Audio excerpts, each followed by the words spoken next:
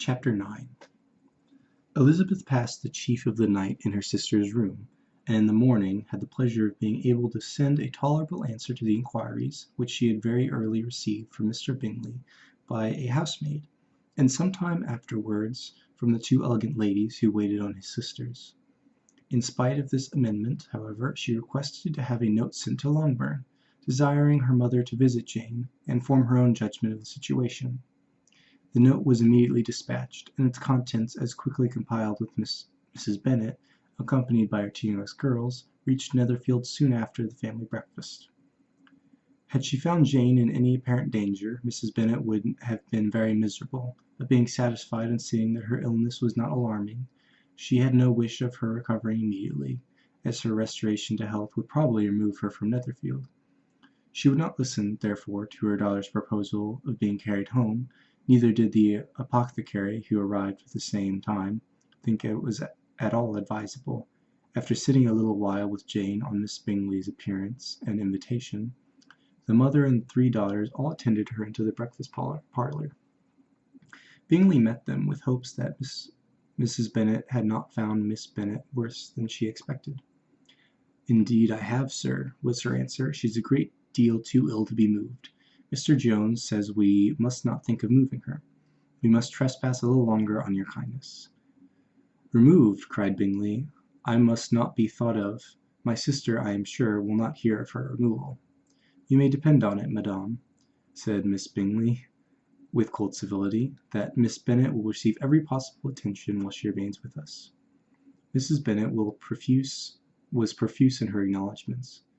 "I am sure," she added, "if it was not for such good friends, I do not know what would have become of her, for she is very ill indeed, and suffers a vast deal, though with the greatest patience in the world, which is always the way with her, for she has, without exception, the sweetest temper I've ever met with.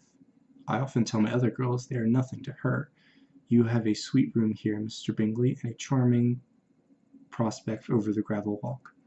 I do not know a place in the country that is equal to Netherfield. You will not think of quitting in a hurry, I hope, though you have but a short lease." "Whatever I do is done in a hurry," replied he, "and therefore I should resolve to quit Netherfield, I should probably be off in 5 minutes. At present, however, I consider myself as quite fixed here." "That is exactly what I should have supposed of you," said Elizabeth. "You begin to comprehend me, do you?" cried he, turning towards her. "Oh yes, I understand you perfectly. I wish I might take this for a compliment, but to be so easily seen through I am afraid is pitiful. That is as it happens. It does not follow that a deep, intricate character is more or less estimable than such a one as yours." "Lizzie," cried her mother, "remember where you are, and do not run on in wild manner that you are suffered to do at home."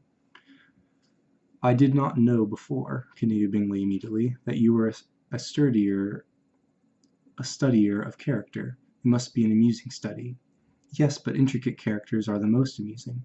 They have at least that advantage." "The country," said Darcy, "can in general supply but a few subjects for such a study. In a country neighbourhood you move in a very confined and unvarying society. But people themselves alter so much, that there is something new to be observed in them forever." "Yes, indeed," cried Miss Bennet, offended by his manner of mentioning a country neighbourhood. "I assure you there is quite as much of that going on in the country as in town."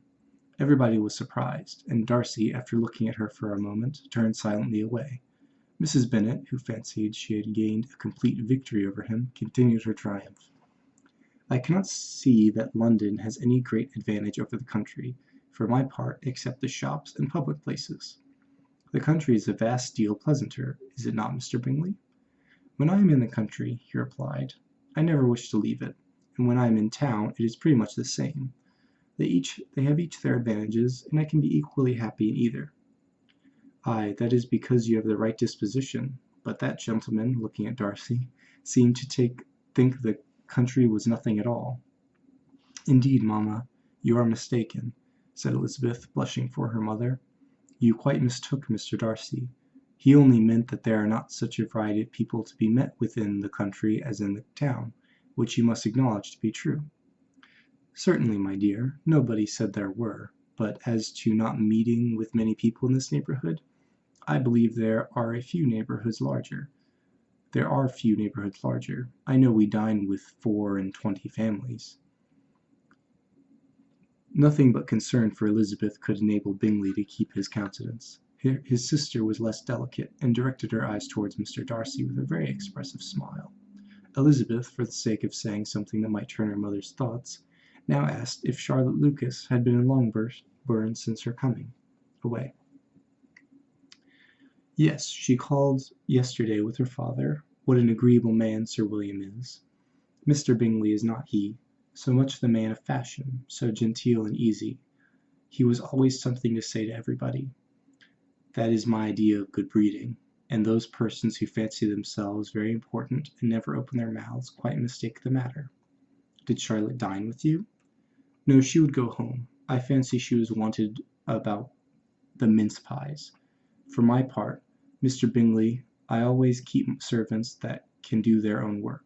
My daughters are brought up very differently, but everybody is to judge for themselves, and the Lucases are a very good sort of girls, I assure you. It is a pity they are not handsome. Not that I think Charlotte so very plain, but then she is our particular friend.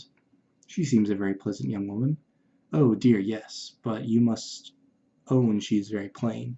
Lady Lucas herself had often said so, and envied me Jane's beauty. I do not like to boast of my own child, but to be sure, Jane, one does not often see anybody better looking. It is what everybody says. I do not trust my own partiality. When she was only 15, there was a man at my brother Gardner's in town so much in love with her that my sister-in-law was sure he would make her an offer before we came away. But, however, he did not.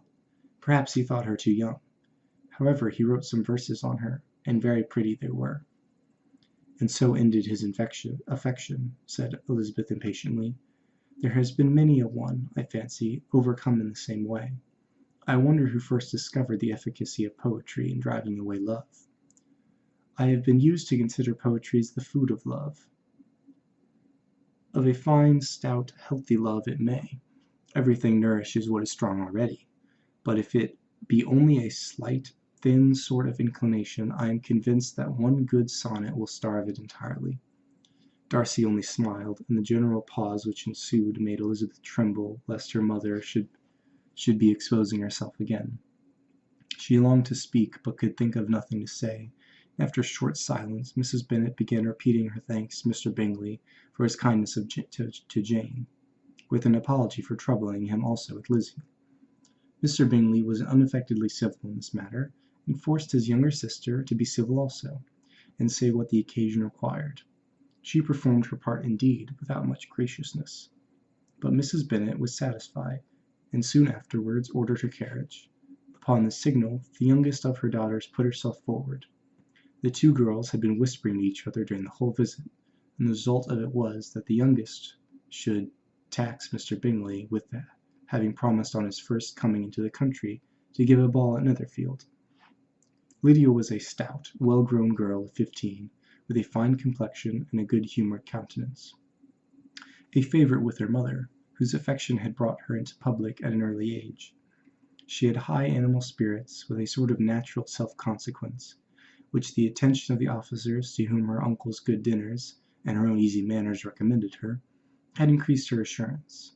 She was very equal, therefore, to address Mr. Bingley on the subject of the ball, and abruptly reminded him of his promise, adding that it would be the most shameful thing in the world if he did not keep it. His answer to this sudden attack was delightful to their mother's ear. I am perfectly ready, I assure you, to keep my engagement, and when your sister is recovered, you shall, if you please, name the very day of the ball. But you would not wish to be dancing when she is ill. Lydia declared herself satisfied. Oh, yes, it would be much better to wait till Jane was well, and by that time most likely Captain Carter would be at Meryton again. And when you have given your ball, she added, I shall insist on their giving one also. I shall tell Colonel Forster it will be quite a shame if he does not.